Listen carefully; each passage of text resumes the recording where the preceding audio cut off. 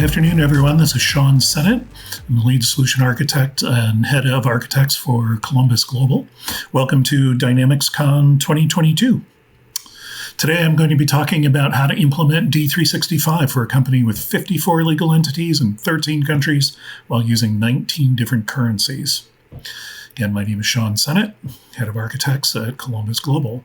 I'm an MB 700, MB 330, MB 330 with a 2012 trade and logistics specialist as well.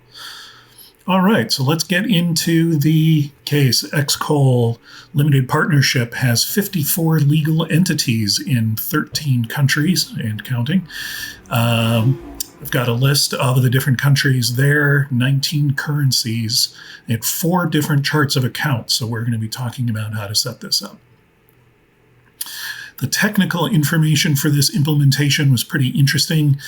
Some of their legacy systems included Sage 500, of course, Excel, an ISV called Comtrax, Management Reporter, other integrations to ADP, another Right Angle, which is a commodity software, SK Global, and we're going to talk a lot about fixed assets. So what are some of the challenges about doing a implementation this size? Well, taking the data migration from Sage and legacy third-party systems, which are going to hold your customer, your vendor information, your item information, right? Get all those into D365, a lot of data migration.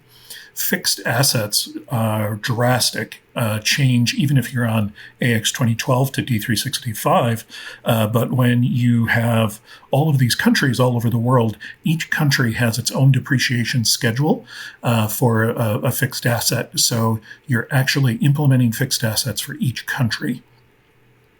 The business trading relationships include both a standard intercompany relationship, which is going to consolidate and eliminate in the financials, but they also had a number of companies which were related parties, which then do get reported in the profit and loss. On this project, took a large village, right? Columbus brought a large team of consultants, and then the client resources had about 10 or 12 people dedicated to this project. So let's quickly go over the intercompany settings. To set up intercompany, here we are in organizational admin. Under organizations, we are going to look at legal entities.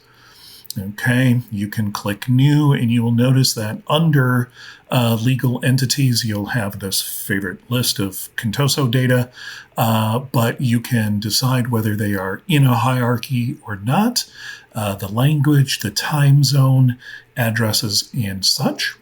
I have closed all of the chevrons, but you can see that for each legal entity, these are all of the areas on the right-hand side. There are hundreds and hundreds of fields where you can put legal entity-specific information onto each entity.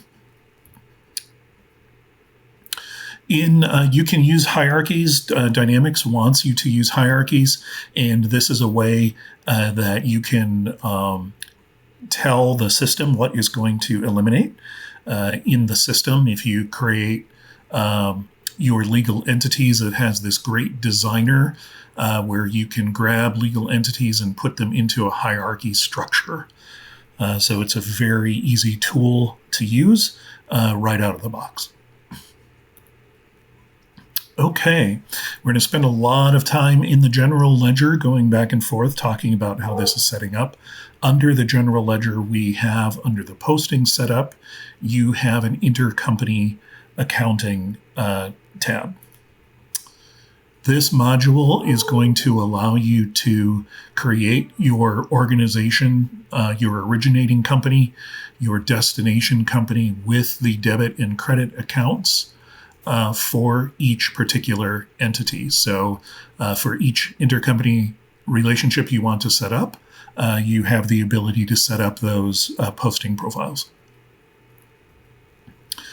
There's also in intercompany settings, you might want to use customer and vendor groups.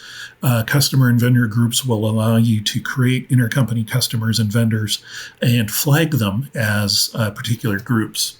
So despite the highlights on my screenshots here, you'll notice that we have a customer group 90, which is intercompany customers.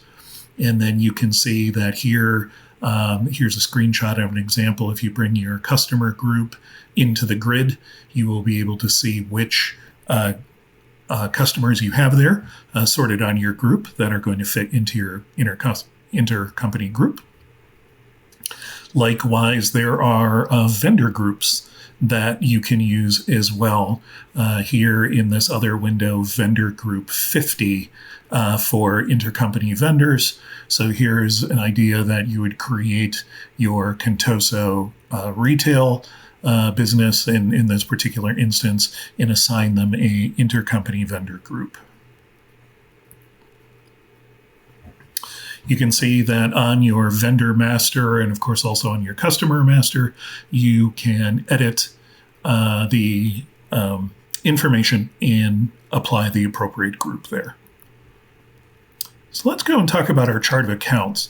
One of the very flexible things about Dynamics D365 is that it allows for multiple charts of accounts. But your ledger in your chart, this is what's going to control all of your postings. So obviously you need it to be correct. You will notice here that in this particular, here I'm in USMF, and we are telling that we are going to use the standard chart of accounts. So we have applied it here. And then when you go to your general ledger setup ledger, right, here you will also tell them that on your ledger, you want the ledger to use your shared chart of accounts, your fiscal calendar, what accounting currency and reporting currency you'll use. And so the chart of accounts in your ledger setup go hand in hand here and are extremely important with how you are going to make all of this happen. Let's talk about currencies. Also in the general ledger, you have the ability to set multiple currencies. There's a lot of functionality here that you can see. We're going to talk about exchange rates, exchange rate types, foreign currency evaluations. You'll notice here that this is the standard grid view for currencies. You'll see just in our example, we have euro, pound sterling, a bunch of other ones here. So I've highlighted euro, what the symbol is, whether it has a general rounding rules, and those sorts of things you can set up there. What's also very a powerful tool is that when you're talking about exchange rates and exchange rate types, you will want to know whether we're using the average rate, a budgeted rate, a daily closing rate, constant rate, those sorts of things. That setting is going to be the trigger for how your currency exchanges work. So it's very important that you talk with your finance team, perhaps your auditors, and make sure that you have that set up properly. So in the second window here, we've got our currency exchange rates. And so we're saying that we're using the default global rate. In this particular instance, you can grab this type from the drop down. And then you can have a currency exchange rate here from euro to this other currency. Your conversion factor can be 100, and I'll give you another screenshot of that in 1 second. So it's really important that when you are going to convert currencies, that you choose which exchange rate you want to use to do your exchange conversions. Here are a couple of examples that you can see. We have set this up with a conversion factor of 1. In this particular case, for $1 US then is going to convert to euros. So in this particular instance, with this screenshot starting in the twin, we have an exchange rate of 0.6. So 0.6 euros equal $1 US. Now, there are a number of global currencies which have huge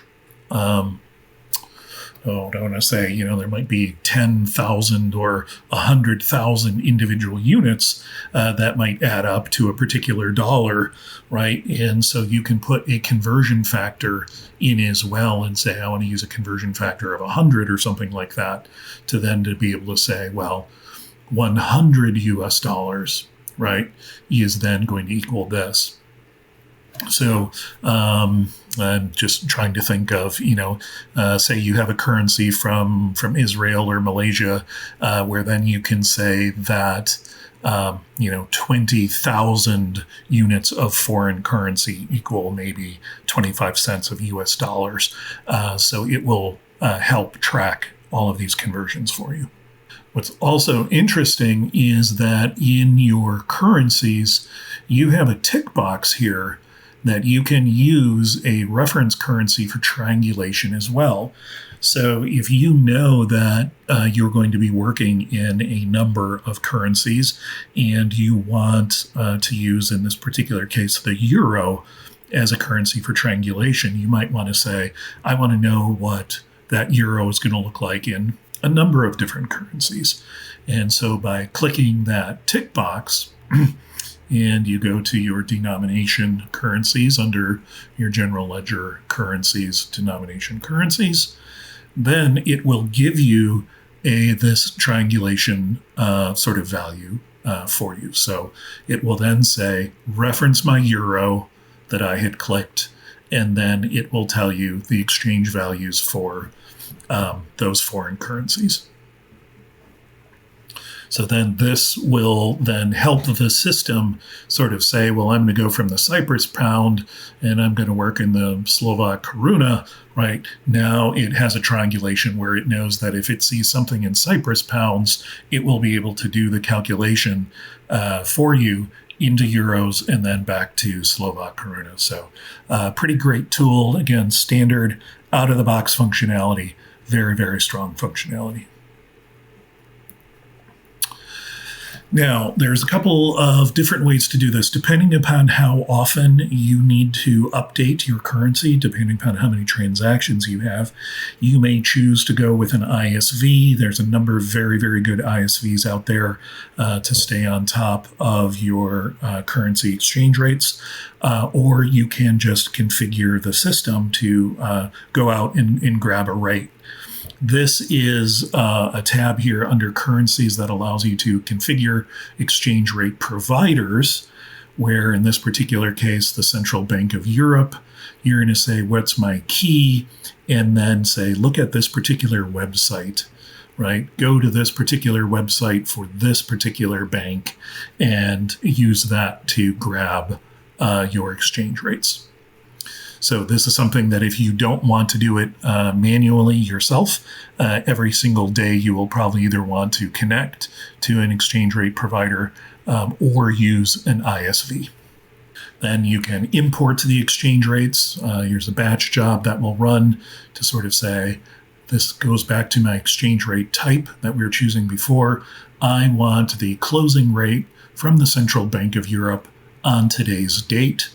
Right? You can run that batch job in the background and it will recalculate your rates. And so then in your chart of accounts, you will have accounts that have to deal with your currency adjustments for profit and loss, for real and unrealized gains. So all of these start tying together. So the way we set up the chart of accounts, the way you set up your currencies, the way you set up your posting profiles, then you will be able to see it in your trial balances. Okay, so here's an example of the chart of accounts, then all of our different charts and what they hit.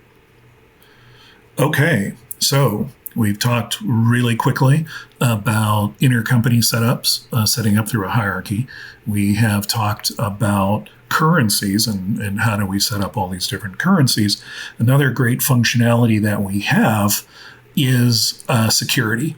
Now, for this particular project that we were talking about, What was difficult with them is that they had about 70 to 100 employees all around the globe. And some employees were responsible for maybe companies A, B, C, and D. Others wanted to see all of them. Others could only see one.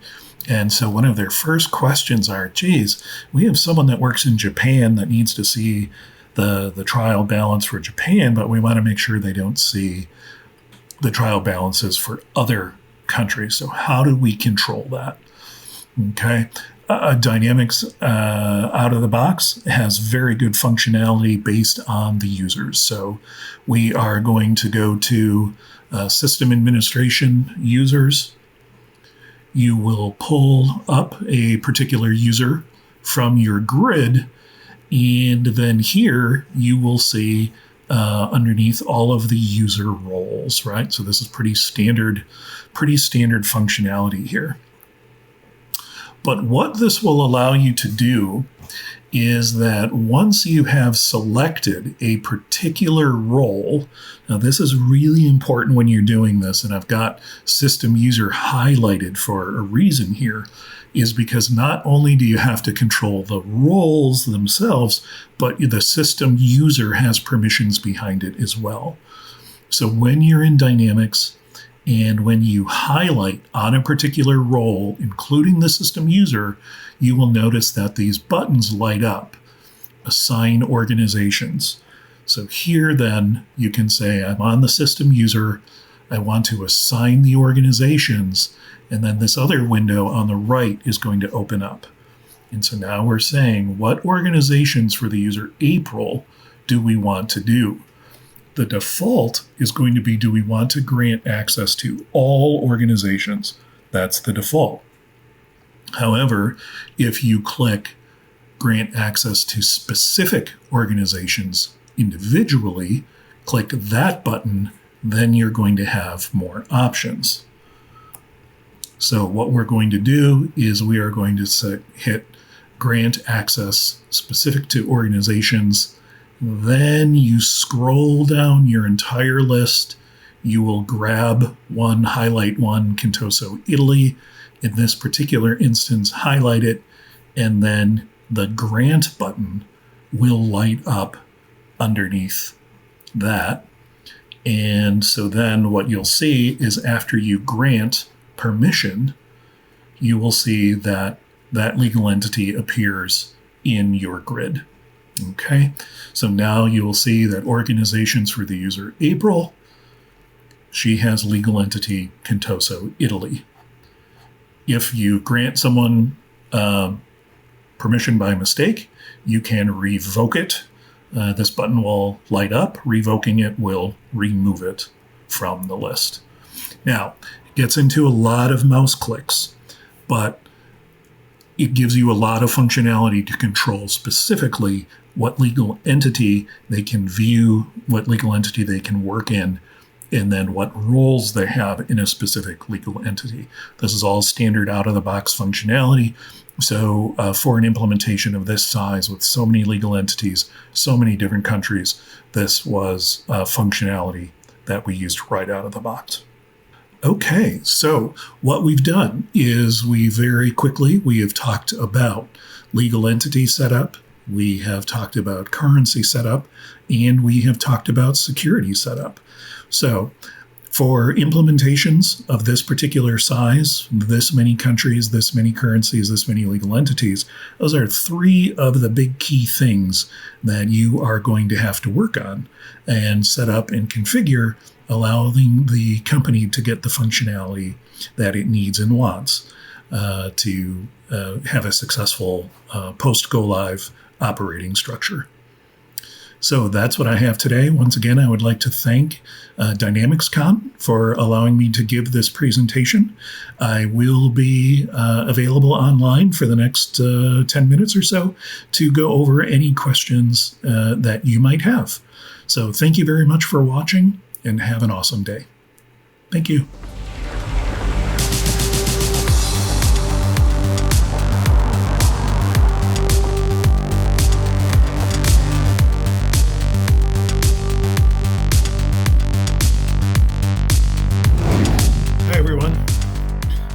Sennott in Charleston, South Carolina. I had to remember what state I'm in. So thanks for watching the presentation about implementing large multinational companies. And I'm here for about the next 10 minutes.